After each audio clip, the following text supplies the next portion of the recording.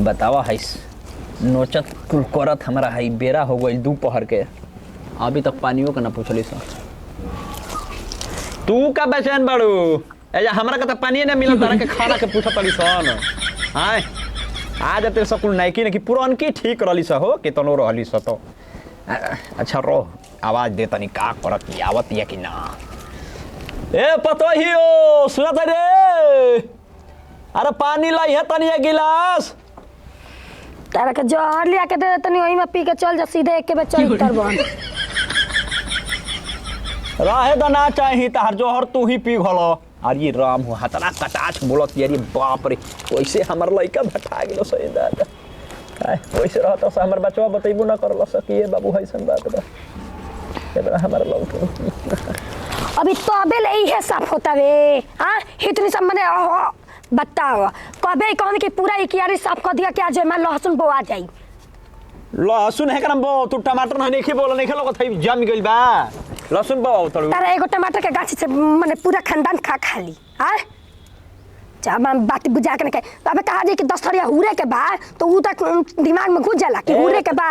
तो पुरानिया त खाते न रहन पहिले त हमहु पुरानिया न पानी एक बार जहर ना खाला खा के चल जाए काम में खत्म हो तू ही जहर खा ना लो हम बहुत नहीं बोल डाला तो मार में सटा होले चल जेबो सोच लिया। अरे बाप रे एकदम सांस मत खींचिया ना सांस ना ले सांस लिया तो हमारे बेकार के ऊ ना होई ना। हां तो देख लेहनी अब तो बस हमारा बचा है कि नहीं आ तू हमरा से का कला के पानी गाय के मुंह तलिया के तन पी ला सबके बड़े जुड़ा जीबो तर जेबो एकदम स्वर्ग में बस हुई। चल बड़ा आज के बाद हमारे बोल दिया ला तो ए बुढ़वा बंटवारा कर हम बंटवारा। हां और सवतिया का करी खटिया तुड़ी आ त हमर तार काजा कल बनी हम ओकरा के हिस्सा ना देबा हमरे के का लिख देबा कुली। हां बंटवारा कर सुरताला तो ही ले बोलतनी हमारे एक बीता जमीन बा हमर बांट दो ठीक बा। एगो धूर ना बाटाई एगो ढेला। हां कबे ल नइखी बोलत छोड़ा तनी के जाए द पतो हिया का बोले के बा ना तो तू हम का उखाड़ लेबा का क लेबा का कर कैसे तू बता देबी। हमार पुश्तैनी जमीन हमारा नाम में बा, हमार मेहरारू के नाम में बा, तोर लइकन के तना में बा ना।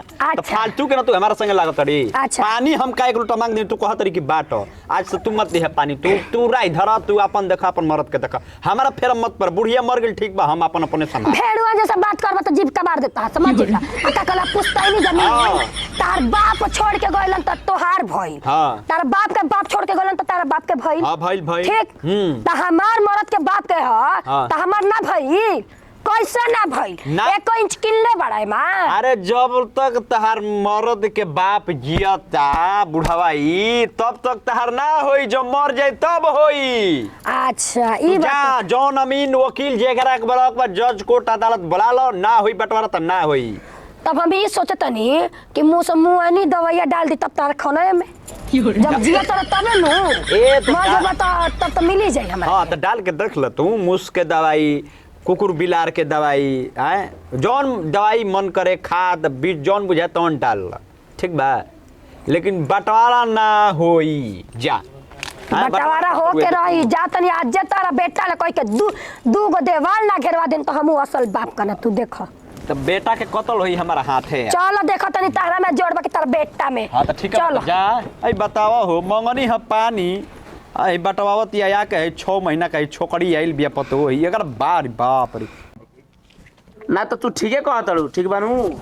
अच्छा ये बताई काहे खाली हमारे के लिख के जहन मुंहन त हां कि लील करेजा पर चढ़ के उनका 1 गिलास पानी नहीं खे देत। हां आ हिस्सा ले ली बराबर खूंटा के भरोसे बादशाह कूदेला सन बात बुझाता नु तार खूंटा हई हम कूद जौन हो जौन हम देख लेम घर में छे हम बोलम तो होई कि देखई मौगी के सामने में बढ़ चढ़ के बोलता ऐसे तू बोला मैखन से बोला तो देही पर थूक के तू वो कनी से बोला।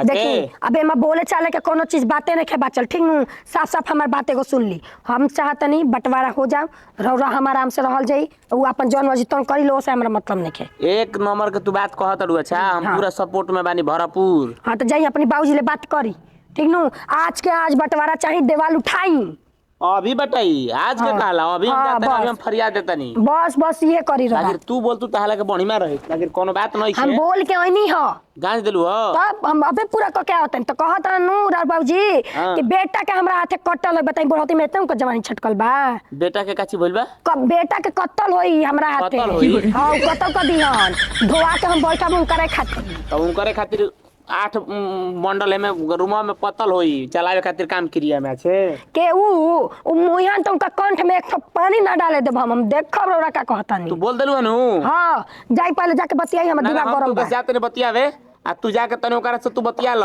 कि तू बतियावे के नहीं के। बतिया ल लो सुनी अपना भाई के बोलाई अपना बाप के बोलाई आ देवाल उठाई सब बात बा बाटे बाप बोलावे आ बतियावे के थोड़ा नहीं उकुल बात अब कहे के नहीं के चुपचाप हम खजामू के बोलावा तनी आ चुपचाप देवाल देवे के काम लगा हां ठीक बा चली हो जोन देख ले जा बता चलिए बड़े आर न त पार आई आई आई मुखिया जी आई चलिए जी आई तो बैठी आज आर न त पार हो के रही आज जो ठीक कहनी बोला ले रही सबके प्रणाम है जी मुखिया जी प्रणाम एगो बात पहले मुखिया जी हमनी के सुन ली यानी हमनी के घर में एक तरफा होती है माने बाबूजी हमें कहे के तना चाही दू गो लइका बना स त काहे हमनी के आरी पे गाड़ी पे साइल बन जा कि इमली के खोड़ारा में लाइल बन जा कुल चीज जितना बा सब सोचतन कि कितना छोटका बबुआ में ढुका दे इनका मने नहीं खे भर ठीक बा हम तुम लोग के बात समझ तुम लोग के मैटर बा ये कि बंटवारा हो जाए माने करे खातिर हमनी के बन जा आ लेवे खातिर उ छोटका बा मुखिया जी सुनी एक गिलास पानी देवे के होता था बड़की पतोई बड़का बेटा